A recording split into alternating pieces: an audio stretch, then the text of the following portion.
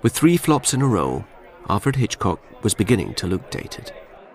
His response was characteristically bold. In 1967, he attempted to reinvent himself once more with a project known by its working title, Kaleidoscope Frenzy.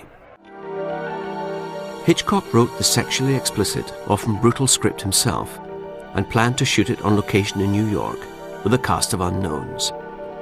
We went to about 15 locations around the city of New York, and we went upstate New York, and we went to the Maritime Harbor where all the Liberty ships are berthed. We did all places where there was a great body of water. Turns out that water figured very heavily into the story.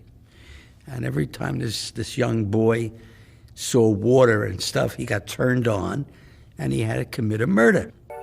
This was a film that he was strongly believed in and really wanted to do. Kaleidoscope Frenzy is not a light film. It begins in the first 20 minutes with one of the most brutal murders that's ever been imagined for an American screen. Lew Wasserman felt that Kaleidoscope Frenzy would do irreparable harm to the Hitchcock franchise, that Hitchcock, the director, and the marketable entity would basically come to an end if he made this film. This is despite the fact that Hitchcock went to great lengths to convince both Lew Wasserman and the board of MCA to do the film. They basically told him no. And for Hitchcock, he had not been told no probably for nearly 20 years. Probably the last no he heard was in 1946 or something from David O. Selznick. So to be told no at a studio where he was one of the preeminent directors it must have been a very difficult, almost shattering experience.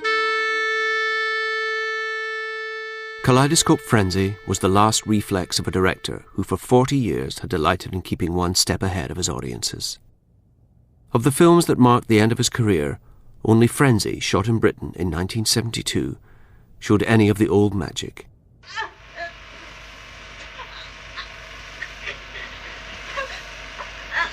Slowly, slowly, hands slowly, let the hands drop. Eyes begin to stare, then the eyes stare, open, open, open. By now, both Hitchcock and Alma were in poor health. Alma had the first of 2 strokes during the making of Frenzy. Hitchcock himself had been fitted with a pacemaker and was drinking heavily to deaden the pain of chronic arthritis. His arthritis in his knees was enormously painful. I still have the vision of him in mind. I was walking along the hallway of the bungalow that he occupied, holding onto the wall to come down to a little office I had at the end there. But it was just an unstated agreement that we were just going to keep Hitch going as long as he wanted to go.